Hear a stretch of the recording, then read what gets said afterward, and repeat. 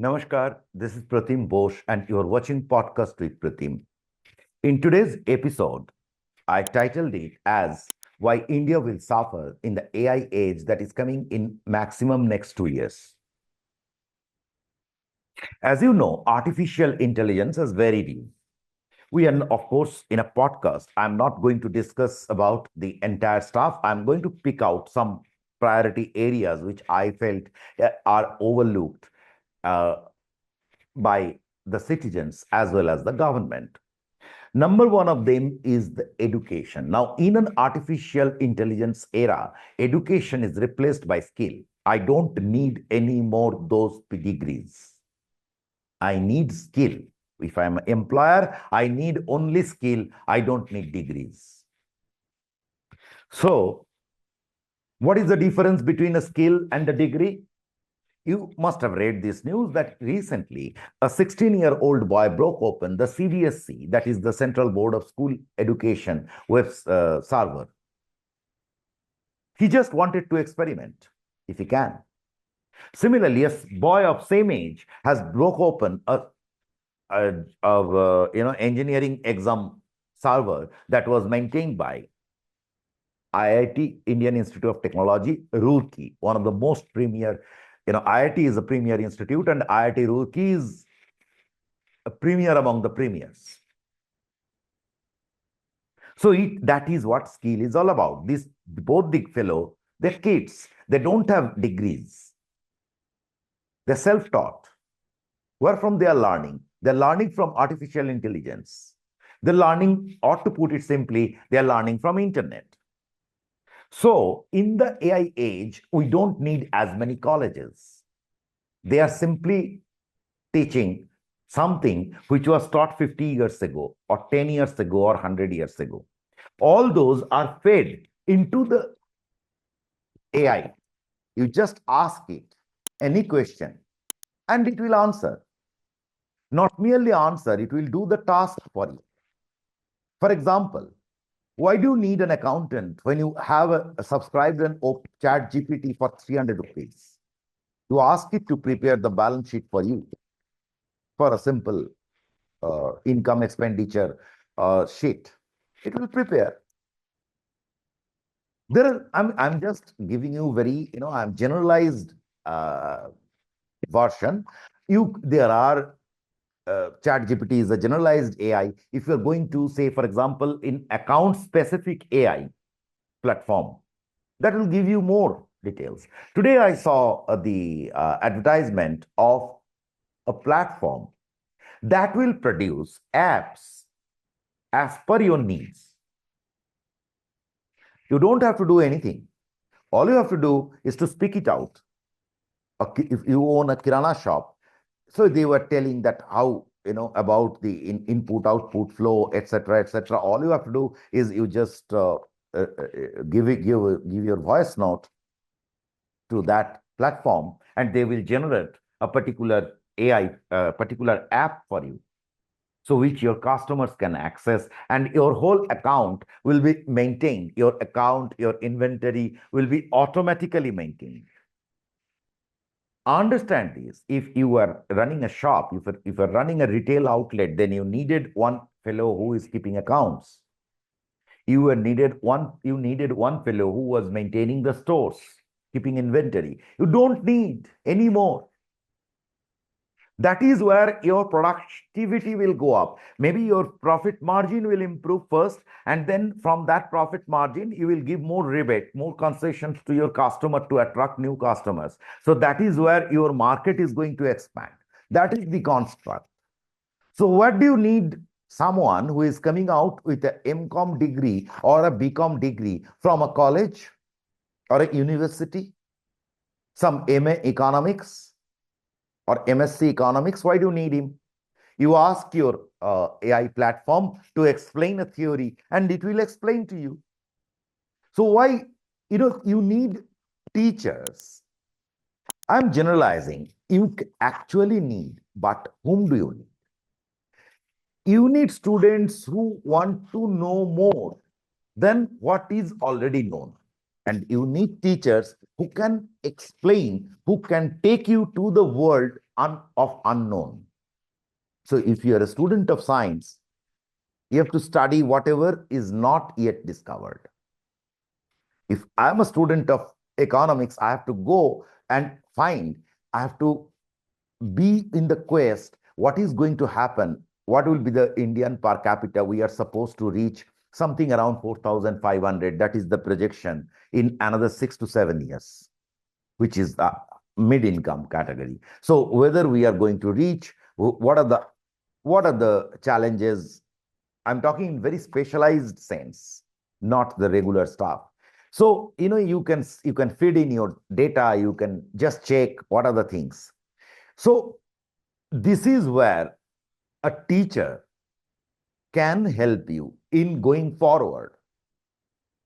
That teacher you want into the system.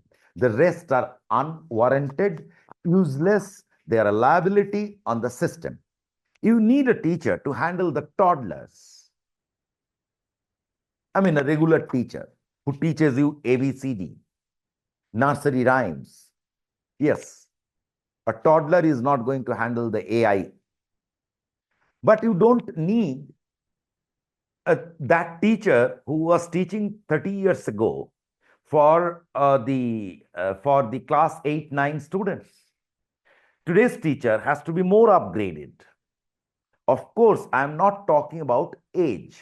I'm talking about whosoever has upgraded themselves. So that takes us to a very interesting, very, very exciting world. And the area that is going to let us down, in my opinion, because I don't see much of the movement there, is the government sector.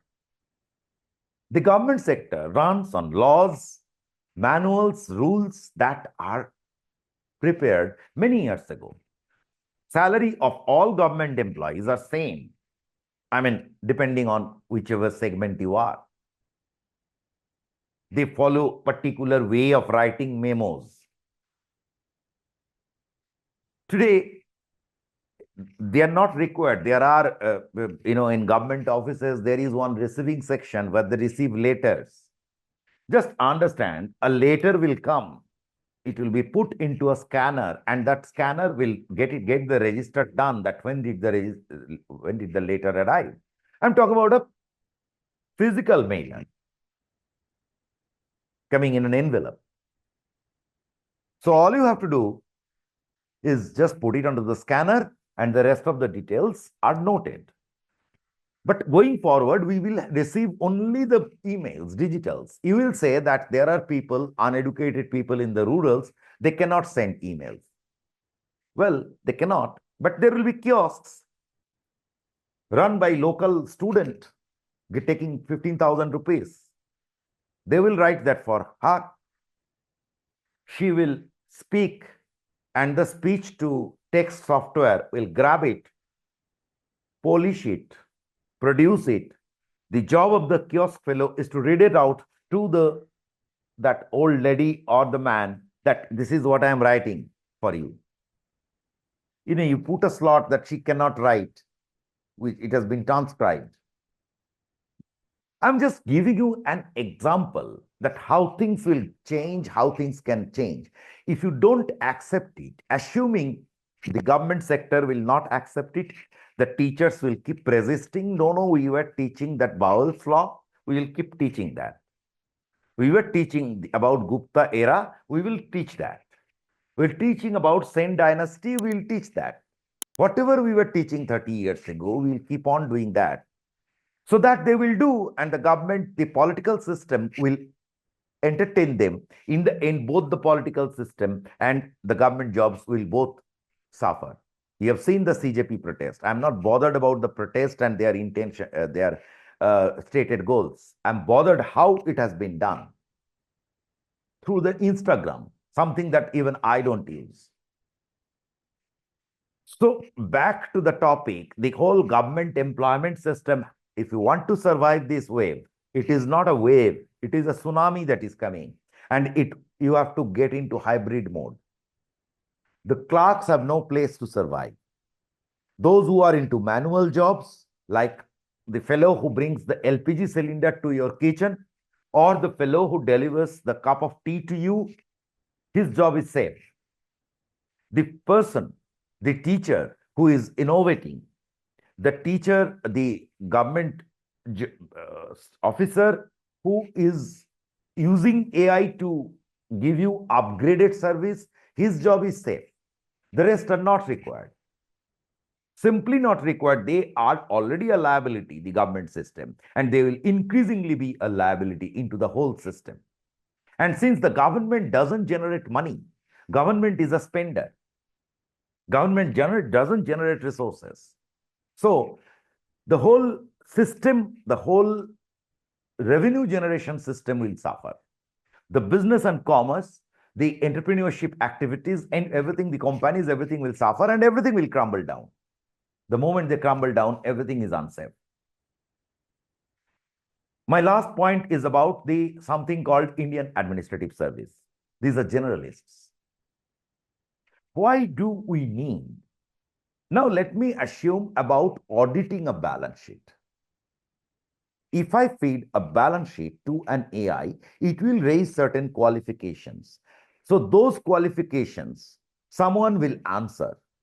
Based on that answer, an auditor will come who has complete knowledge, who has the specialized knowledge and of that particular sector, that particular industry, that particular area of operation, and he will ask the final questions.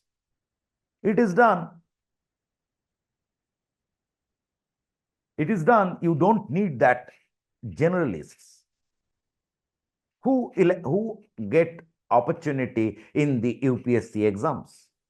Someone studied history, someone studied philosophy. Well, there are some who studied engineering, and engineering degrees, by the way, are going to be as useless in AI age. Same with MBA degrees.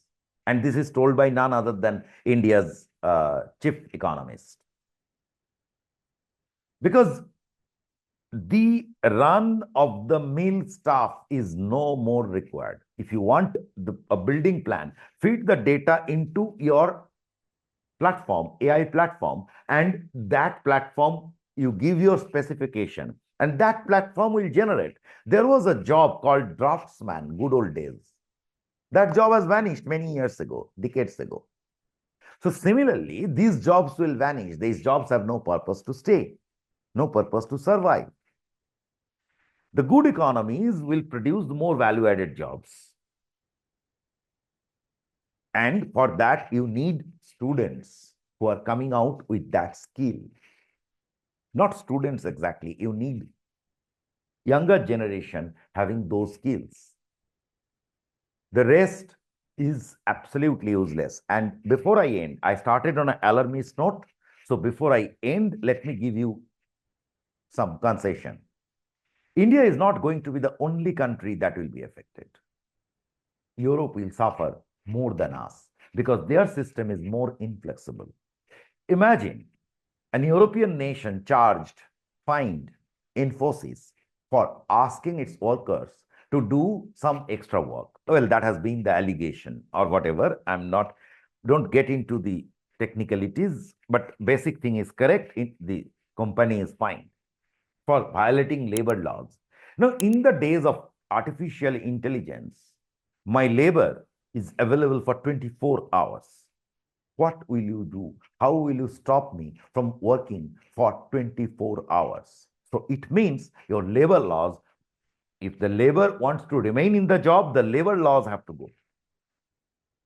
It has no place. Thank you very much for watching.